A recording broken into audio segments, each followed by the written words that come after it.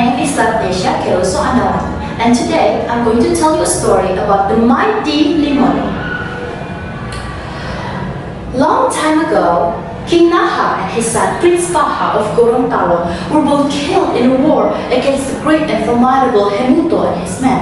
King Naha's wife, Queen Ohihia, was pregnant with her second son, managed to escape into a distant village. After her son Limonu was born, Queen Ohihia raised them all by herself. She didn't tell him about his true origin. Limonu grew up thinking he was just an ordinary peasant boy. Limonu was a very brave and active child. Accordingly, his mother sent him to study martial arts in Padepokan. Limonu learned all the martial arts quickly until his masters could no longer taught him anymore. But Limonu was not satisfied with his arts. He wanted to learn more. That's why he was so excited to learn that a great master named Hemuto would attend the gathering of all martial arts masters at Fort Otanaha. He wanted to learn under Hemuto, so he asked his mother. His mother refused because she knew very well Hemuto was the one who killed her husband and her first son, Paha. But she would not tell Hemuto the real reason, of course. No, my son. Why would you attend the gathering at Fort Otanaha? You're not even invited. One day you will attend such gatherings. You must learn until you become a great master. But mother, this is my only chance to meet great Hemuto himself. I want to learn from him, said Limonu resolutely. Thus, Limonu went to Fort Otanaha. There, all the masters sat in a circle while Hemuto stood in the middle. Limonu slipped and sit in between two masters. Hemuto greeted them all one by one until he came upon Limonu, who he did not know. Young man, who are you? He asked kindly. My name is Limonu. I love martial arts, and I would really love to learn from you, oh great master Hemuto. Hemuto admired his great posture and strong determination until he finally said, all right, I'll take you in as my student. From that day on, because of Limonu's bravery and talent, it made him the greatest among all Hemuto's students. He even became as great as Hemuto himself. During vacation, Limonu went home. One day, his mother called him.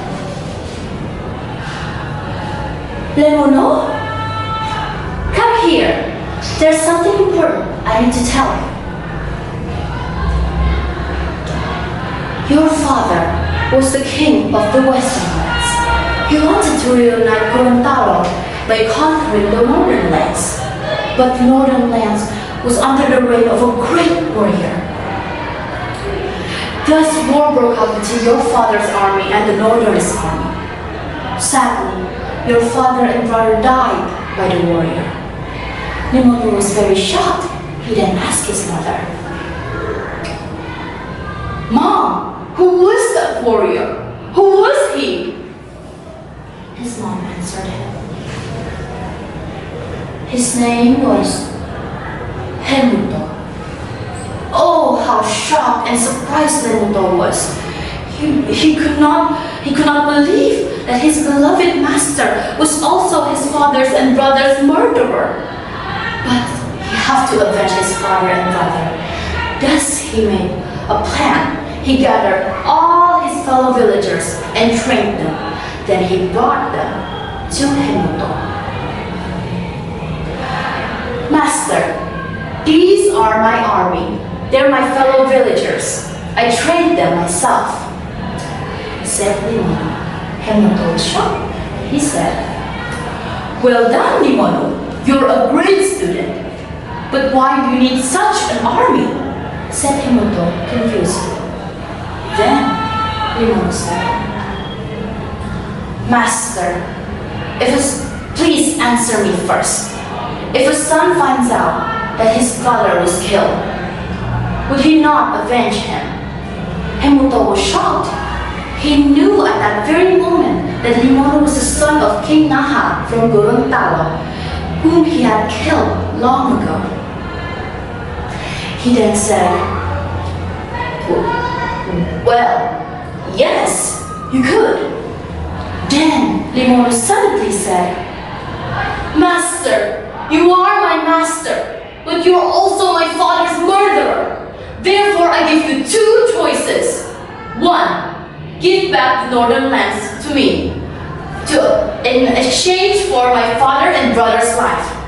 Second, you and your army will fight me and my army in war."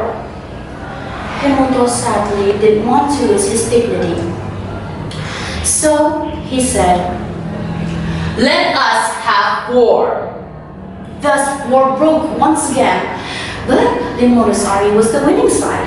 Limonu chose Fort Otanaha to be his base. Because Hemuto didn't want to lose, he planned an ambush to Fort Otanaha. But on the other hand, Limonu was already prepared for that ambush. So he threw rocks at Hemuto and his men while screaming, "Dimbanga, dimbanga, dimongolio!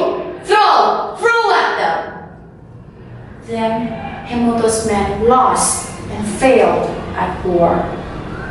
They run back to the northern lands while Limato's army chased them away. From this story, we can learn that we will always do the right thing. Just like Limonu, he had avenged his father even though he never met them.